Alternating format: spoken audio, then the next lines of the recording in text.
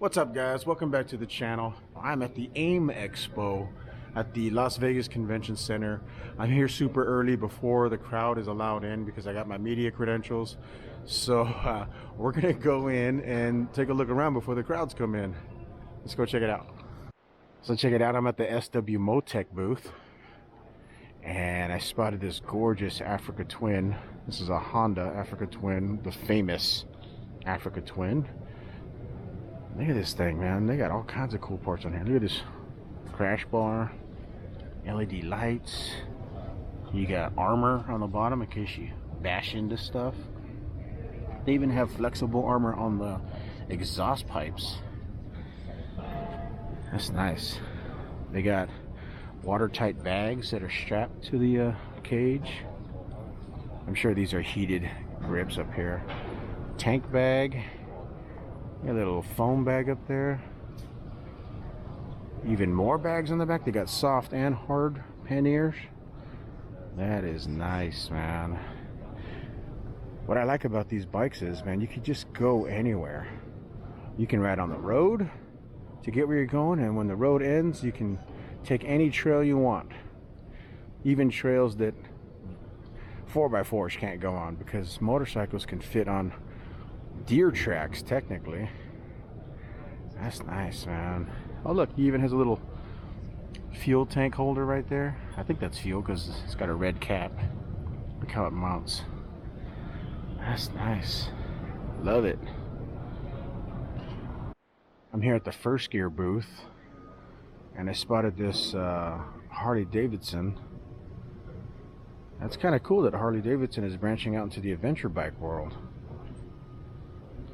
I don't know anything about this bike, but it just caught my eye because it's different. You know, Harley's known for being a street bike, but now they have this off-road capable Harley. It's still a V-twin, but you got a little bit longer suspension. I'm sure you can beef up these tires more because these are street bias tires, but you can put some knobbies on here. Got that tall fairing like most adventure bikes have. It's got some crash bars.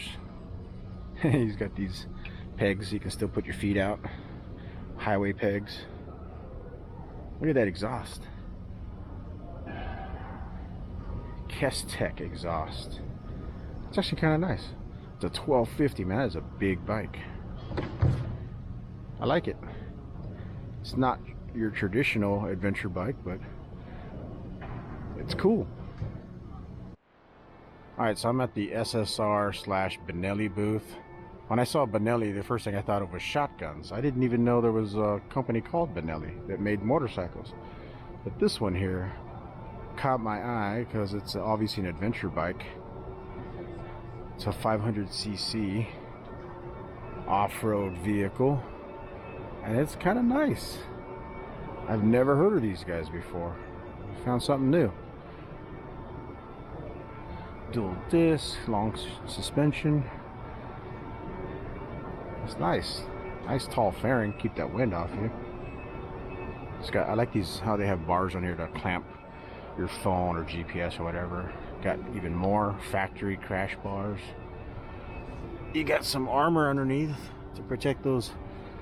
I think oil filters are down there, I'm not sure. But the engine in general is down there. Got the Benelli branded panniers, hard cases. Oh, fender back there. Look at this. It's like a I don't know, brace back there. It's nice. I wonder how much it costs. There's probably a price tag on here.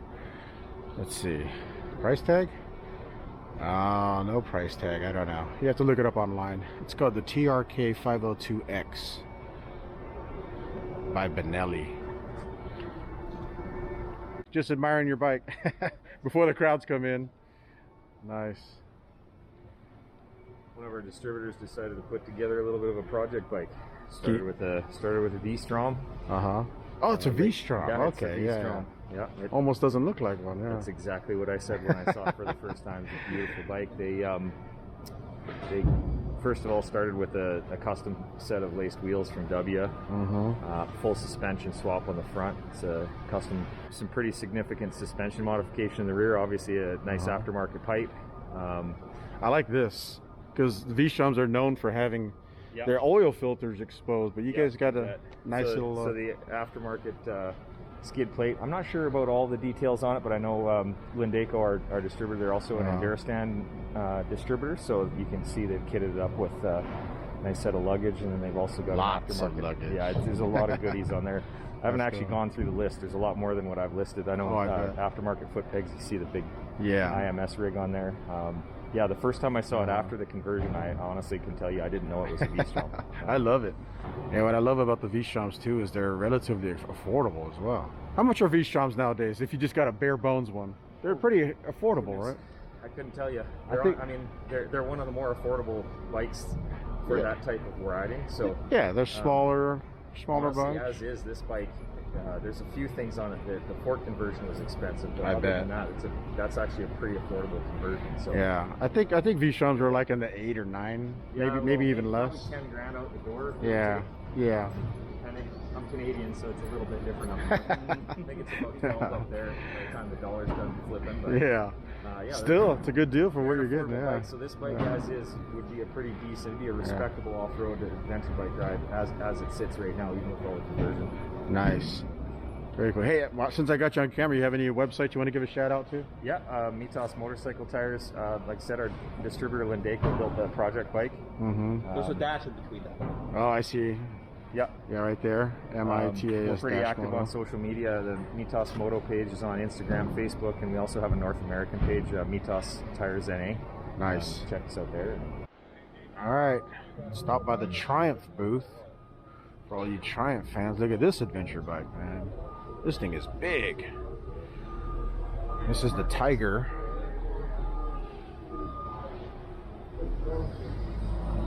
That is nice.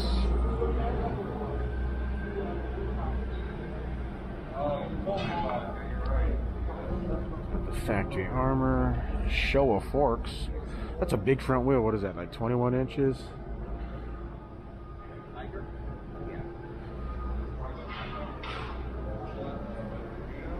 Look at that exhaust.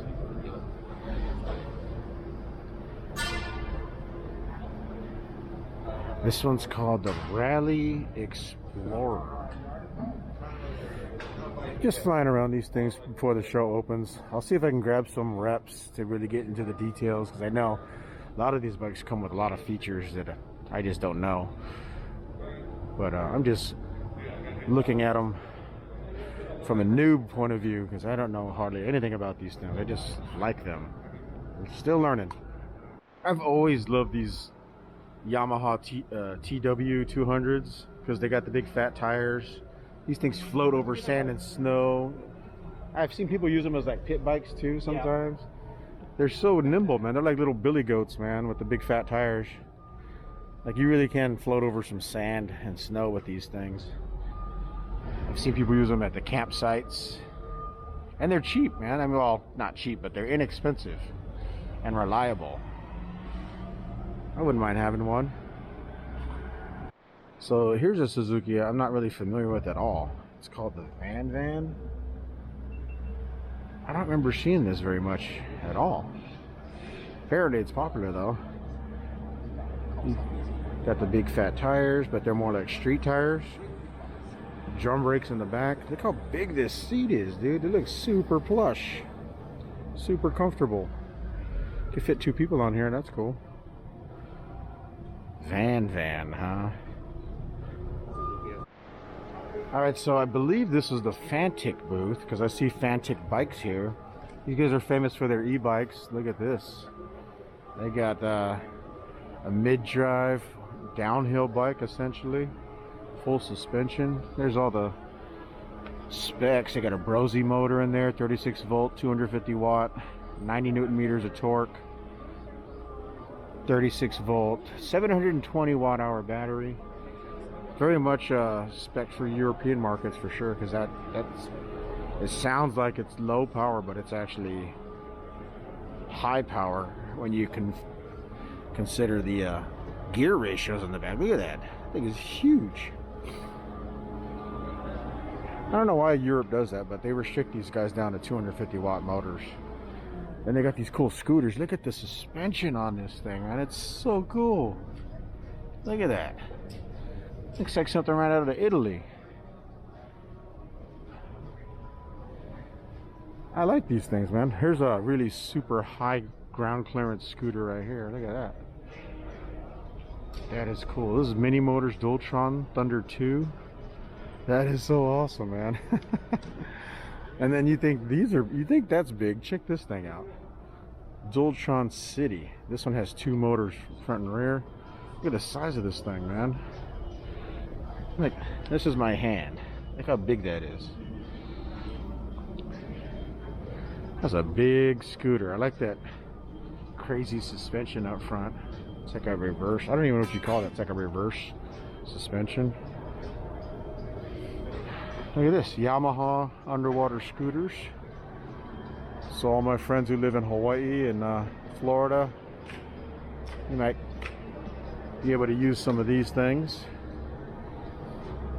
And then of course, Ubco. I've seen these guys before. These are like trucks, e-bike trucks really. You got a powerful motor in the front, motor in the back, ginormous battery. I don't even know what the specs are on it, but you can pack this thing up with all kinds of gear. I've seen these set up for hunters with all their camping gear and rifles and ammo. I've seen like forestry workers using these, like guys who maintain trails. They'll put shovels and all kinds of stuff on here. And it's quiet, nice and quiet. It doesn't disturb the experience. It's pretty cool. Okay, I've heard of Zero motorcycles, man. These guys are famous for their electric motorcycles. They're basically like the leaders, really. But look at this. They got an adventure version of their Zero motorcycle. Somebody's been riding this thing too. It's dirty. They didn't even clean it. And they shouldn't, because it is a dirt bike. You got the knobby wheels, longer travel suspension, got the crash bars. That's cool, man. And these electric bikes I hear have a lot of torque. They got the panniers in the back. Carry all your gear. Knobby tires back here.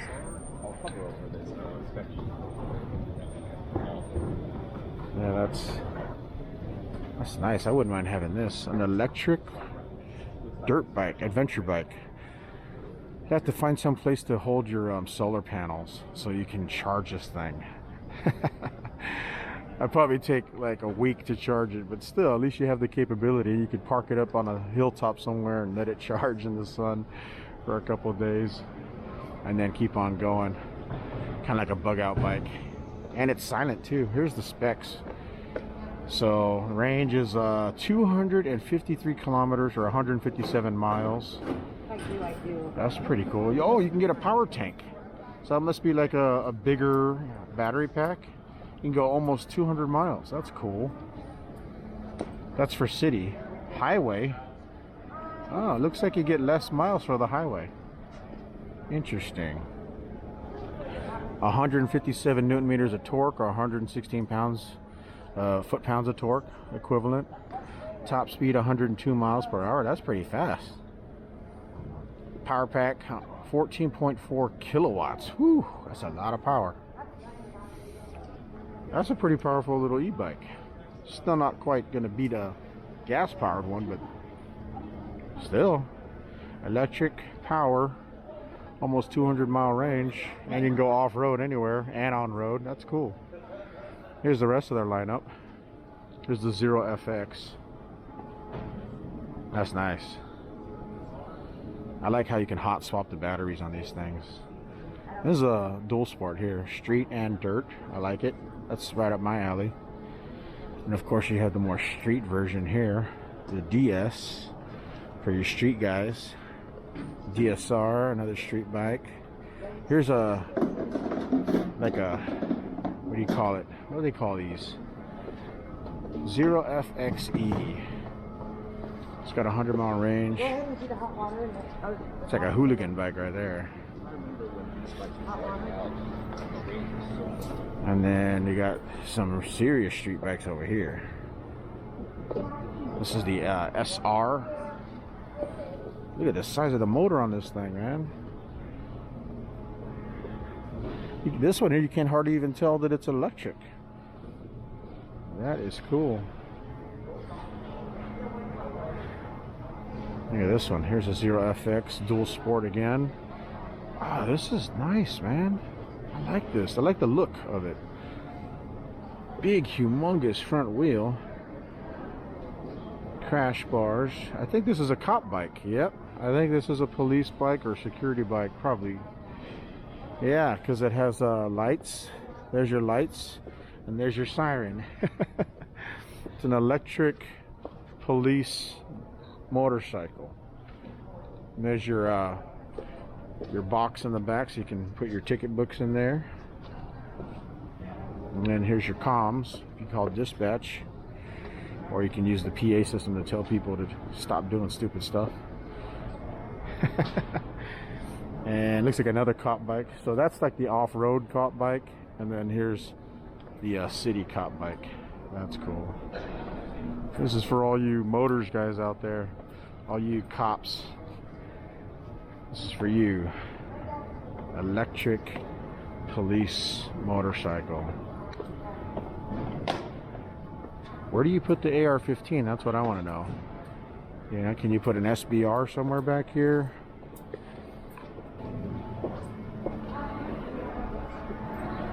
I don't see a spot for an AR-15. I'm sure you can put one though.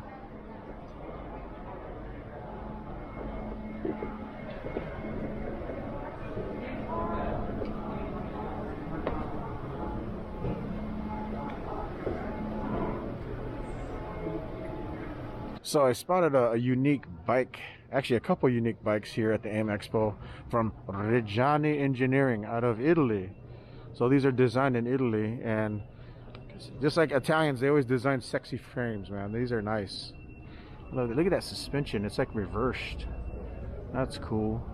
Got dual springs in the front, disc brake. Yeah, obviously that's your battery, and then it's got a hub drive in the back. That's cool, and it's folding too. Oh wow, yeah. And then this one's like a moped. This is like an electric moped, and they come in all kinds of different sizes. So this is just one example, but look at that suspension. It's like a motorcycle shock there. It's adjustable. But yeah, they can go all the way up to over 1,000 watt motors in the back if you wanted to. Nice big seat, nice and comfortable. Big battery in the back. They can put different size batteries, I'm sure. And then check out these forks. They're almost like motorcycle forks. It's cool. I like it. And he was telling me that these are going to be roughly fairly affordable, $2,000 range. So it's fairly affordable too. Very cool. There's their website right there. Reggiani EU. REGGIANE.EU. Check them out. Look at this thing. It's an electric tricycle scooter, cargo scooter. You can put your groceries there. I don't know how big the motors are, but they look big. Got a big battery. It's got suspension, stability with 2 wheels in the front, and a cargo rack in the back for the kids. That's pretty nuts. Oh, and get this, it folds up. If this replaces your vehicle, your car, you could use this as your vehicle if you live in an urban environment, a city. Just park it in your house. When you want to go grocery shopping or take the kids to school, you can do that too. And it's electric, so you don't have to worry about buying gas anymore. Crush hills, carved streets, or just cruise. Cycle board. Here's something I've never seen before. This is again by Fantic, I believe. Yeah, Fantic. It's a step-through e-bike. Mid-drive. You got a mid-drive here with the Bafang M500 mid-drive. And I believe there's an internal transmission gear set in the back, because I don't see a bunch of gears. Let's see. Yeah, here's another one. So there's internal gears right there on that one. But yeah, you got a little spot for cargo.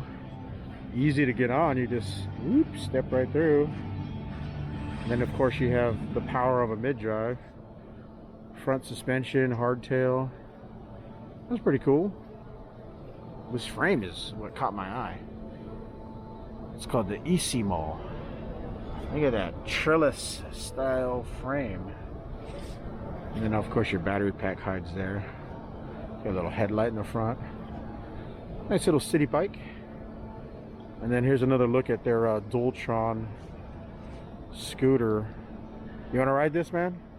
Get on there. Look at that suspension. That's actually pretty cool. It's beefy.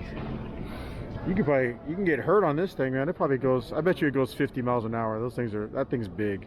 You got dual motors, front and rear. That's a big battery. That's big. Side by side instead of one behind the other. other. This thing is huge. This thing is huge, man. I have a scooter similar to this. It's a smaller version, but it's enough to scare the crap out of you. And of course they got more of their e-bikes over here. These are their serious bikes. This is more like just like a cross-country bike. Here's their downhill version bike with the downhill forks. That's a nice looking bike. Now here is a really rare sight.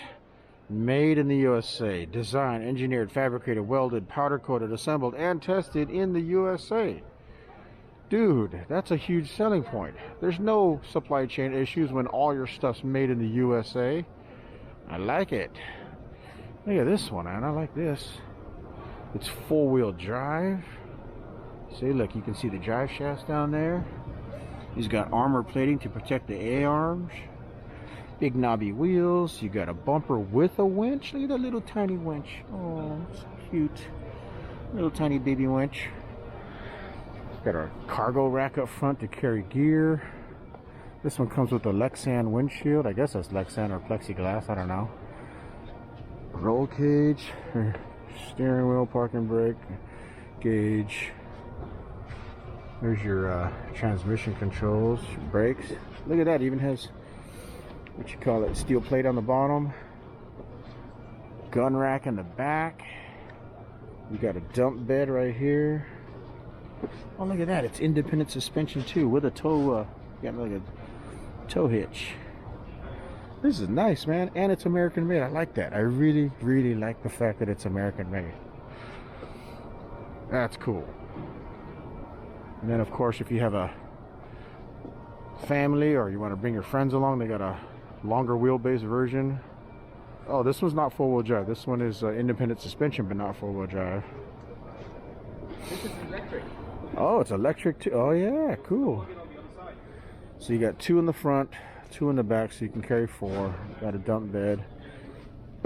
There's the electric motor. Interesting. Independent suspension. Wonder what the range is on this thing. That's cool. I got it plugged in right now. Go take it for a ride. Again, if it's electric, that means it's nice and quiet. So you can zoom around the neighborhoods and nobody will even know you're there until you get to the open land. I got about, I don't know, 2 football fields away from open land, BLM land, so it'd be kind of nice to have one of these. That's nice. Landmaster. Again, never heard of these guys. I learned something new. American made side-by-sides. But AIMexpo is obviously has been impacted by the Rona and the storms and everything else. Nobody could show up, it seems like. Yeah, it was a little bit smaller than what we saw over at the Mandalay Bay years ago. So I don't know, it's just probably just a domino effect of bad events, and just seems smaller. It's still fun. I mean, it's still cool stuff to see. Just not